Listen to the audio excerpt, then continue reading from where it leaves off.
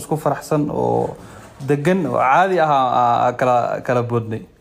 haddana waa kana maanta waa isla joognaa wax dhibaato ma jirto naagtan kale oo maxaa la yiraahdaa la sheegayo dhibaatada weyn ii geysatayna ayadana waxa la yaabaa Ilaahay ka cabso oo waxaan aawad jooji dad badan ama maqlay xataa isaas ku sameysay ya qofkii la furo waxa la lahay dhab walaana gelinay boxka ku xiray adi hadda teamka adi ayaan kadib markii oo sheekadaada laga baxo wixii sameeyay kuwa kale raadsataa private hadoo ku kala galin ma fahanto marka nin naag horta waxa way naag maxaa la jir naag kale ninka kor qaado waa la arki jiray wax weyn maaha laakiin waxa ceeb adoo gabar oo haddana qof ku garanaynin inaad waqtiga iskaga lumisid aad iska dhigtid wallahi fay soo gashaan leefka li soo sheergaray mugdo waa iskuursan ninkeyga wahay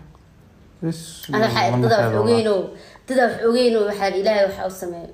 dadku Ilaahay ka cabsado ma waxaan naga daayo adduunku waa la kala tagi jiray waa si caadi wax dhibaato ma jirto anaga wax dhibaato oo maanta weyn oo dhax yaala ma jirto kaliya waa la kala tagay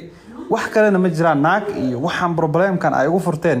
aroos hadaan duubayo hadaan meel wada